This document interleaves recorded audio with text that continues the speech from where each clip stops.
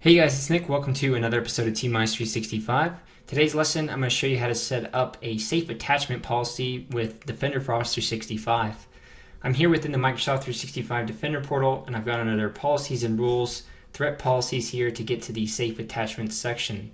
Safe attachments are great because they help prevent the malicious attachment from email messages, but also from within SharePoint, OneDrive, and Teams environments as well too, from infected files that users may click on or download locally. So if I click in here, you'll notice that I already have a policy set that up for demo purposes. But here we're going to go ahead and create a new policy. I'll just give it a default name. Next, we can scope this to certain users or groups within our organization. If this is your first time setting this up, I recommend doing a POC with a couple of users or maybe just a couple groups to see how this will affect the organization. It's unlikely to cause a bunch of disruptive activity, but you never know. It's always good to test this out to finalize that and also to give the end users some training as well too. So maybe you can create broader content whenever you release this on a global scale. Phase rollout is always recommended. Next here we have our settings that we can configure. So basically it's the saying here, if you find a attachment with malware, what do you want me to do with it? And in this case, you're kind of going from a least to most restrictive in the sense of off to replace or block. And the one that I like the most here is dynamic delivery. Each one of these has descriptions here, and they give you some helper text from some of the unique asterisks, I guess you could say, from all of these that you could select from. I like dynamic delivery the most because with block or replace, you're having some latency with that email that's delivered to your end users. They could quickly start to get a lot of complaints about where my messages are at from the delivery from outside recipients, even internal recipients where that scanning is going on. So this actually delivers the body of the message, and it tells you it's scanning the file as well too. And we'll be able to see that with the end user example that I'll show here in a few minutes.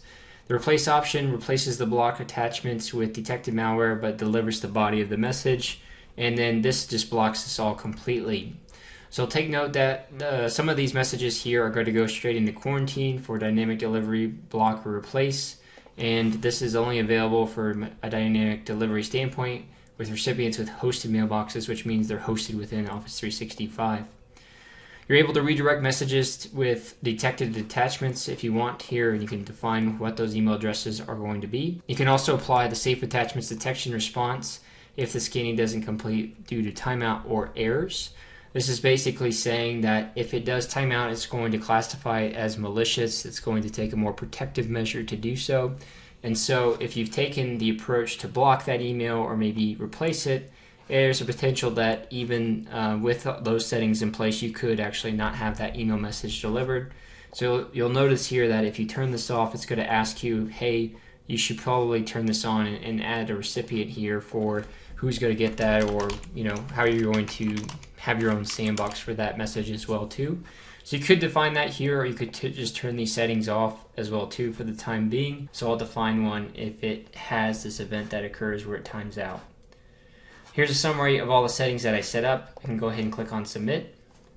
And now my safe attachment policy is created. So with that, let's go ahead and pop into an end user experience to see what it looks like now when they actually get an attachment from a third party or somebody internal to their organization. So I'm here within my email, and I just got a new email with an attachment, and you'll notice that the body is here and I have everything reading as expected. And then in the actual attachment, I see that the ATP scan is in progress.